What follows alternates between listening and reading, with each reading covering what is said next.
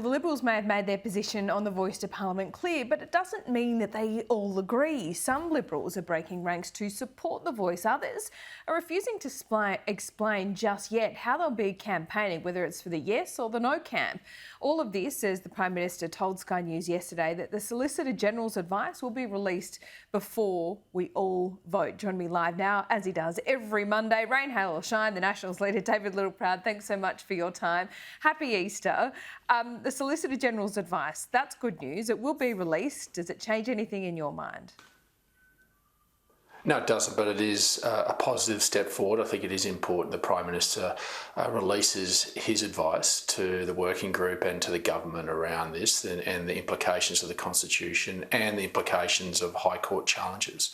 I think the Australian people should have that information in front of them. But our position hasn't changed. We took a position 6 months ago predicated on us repeating history of another representative body, one that we live with the consequences every day, where the gap isn't closed. The gap isn't closed in the remote and rural areas because we've got a bureaucracy that's predicated out of Canberra. We don't need a bigger bureaucracy because all this will be is another layer of bureaucracy. We need a better bureaucracy, not a bigger one. And we believe that practical measures will work. If they wanted to go down the path of just constitutional recognition, then the Nationals would be more than open to having that consideration. But to change the Constitution to add another layer of bureaucracy. Would that mean take the clause out that says, you know, a voice to the executive government? Would you just... so you do support a clause that says Aboriginal or Torres Strait Islander people in the Constitution? Yeah, we've said this for many months now, is that if the Prime Minister was to put in the preamble that Indigenous Australians were here first, that we made some mistakes, we're better having been together, but we'll be better having stuck together and sticking together into the future, then I think the Nationals have no issues. That's a statement of fact.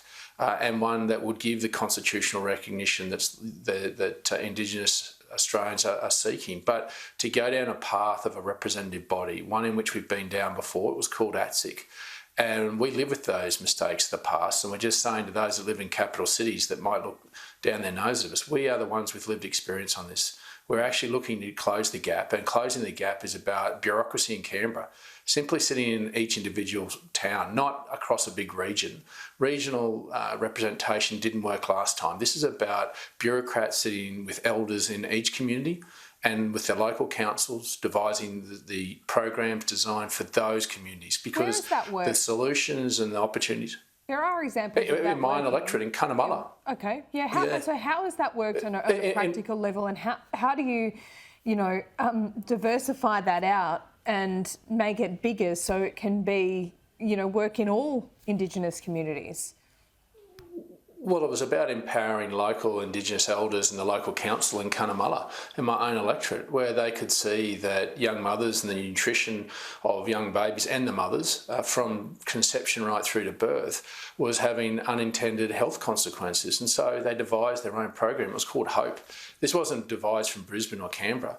This was the local community, local elders seeing the problem, devising the solution, whereby as soon as effectively from conception, the mothers are triaged nearly daily through a centre in Cunnamulla, making sure that their nutrition, their health is looked after, and then once the baby's born, that there's a community around them with other mothers. Whereby playgroups and it's triaged all the way through to school. And there's no short-term solution. It was a long-term solution that's having payoff now, where we're getting better nutrition rates in mothers and in children.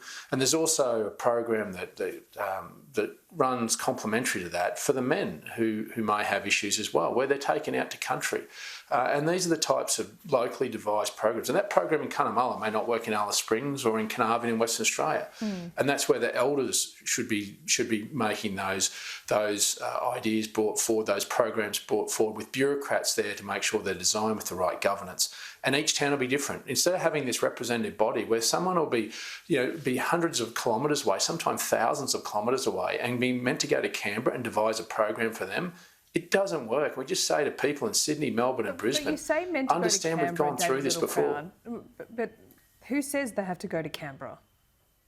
They make representations through the elders, through the voice. I mean, Canberra's just a geographical the location. practical reality of this, Laura, unfortunately, where you live out here, you actually realise that you are going to have to traverse thousands of kilometres just to see one community.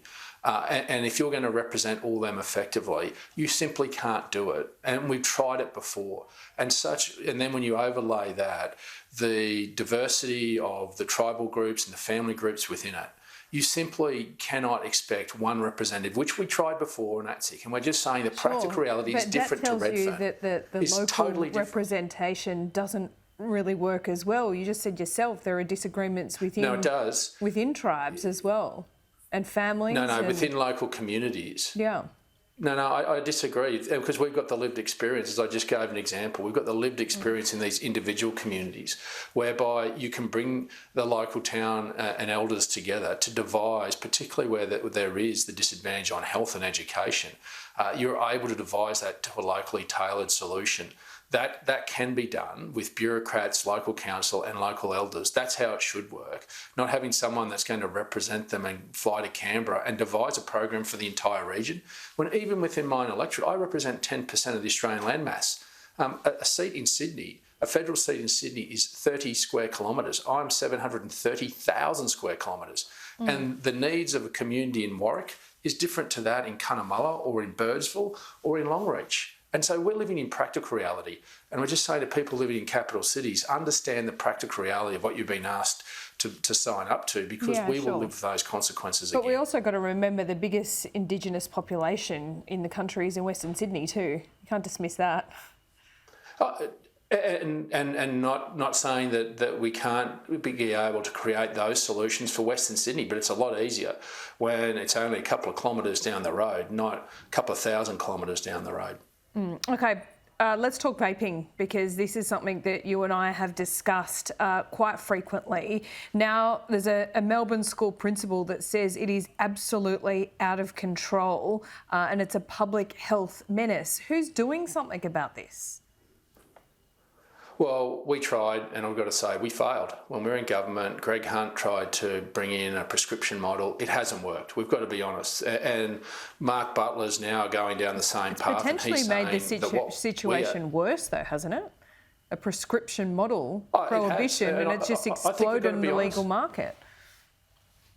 Totally. We've got to put our hand up and say what we trialled didn't work. I'm brave enough and honest enough to say that. I want better public policy on this, better restrictions that protect children. And I think you need to look at what has worked and what hasn't. When you've got the health minister saying what we're proposing is normalising vapes, I'm sorry, Mark Butler and the Albanese government need to walk the streets. They are normalised already, and sadly, they are normalised with children. So what we're saying is let's look at what has worked in terms of a regulatory guide rails. If you look at cigarettes, juvenile cigarette usage is now down to around 2%. Before, we brought in all the restrictions around packaging, around contents, around under-the-counter retailing, licensing retailers. That was significantly higher. So we've got a regulatory model that has been proven to work to protect children. We need to also understand that we've got to do more at the borders, but with that comes a whole lot of resources where ABF are really focused in on hardcore drugs and guns. They simply to think that we're going to stop it all at the border is nonsense. We need to look at what has worked for us here in this country and think about how we can protect these children. And we are saying, let's be pragmatic. The Nationals have come forward on this and said, let's be sensible. Let's use common sense. Let's look at what has worked. Let's be honest with ourselves and say, we signed up for something that didn't work. We got it wrong. We're big enough to admit that.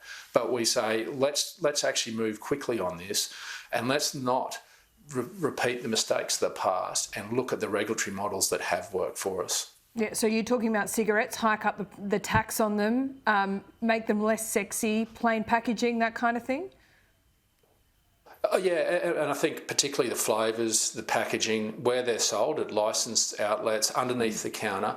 I think the excise piece we need to be very careful on, not to go too heavy on the excise. We believe as Nationals a good way to well, I think you can then push them into cigarettes. And that cigarette use, and that's what we're trying not to do. We're trying to let's be honest. The science on both these products is not good, and we don't walk away from that. We don't want anyone to smoke or vape, but we've got to understand it's a practical reality they are. So they're not good for you. That's the scientific basis that we're working from.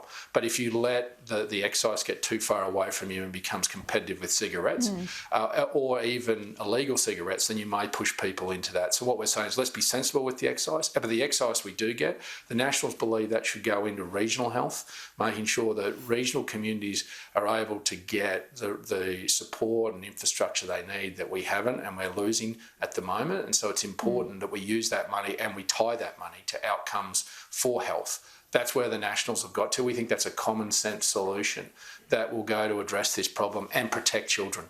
And I think if we think that can go down the same path we had before, we're going to get worse results because it's proven that once children get on it, 1 in 3 will transition to cigarettes. So we've got to protect children, we've got to protect them quickly and look at the regulatory models that have worked and be big enough to admit when we've got it wrong. David Littleproud, always good to talk to you. Thanks so much. Thanks.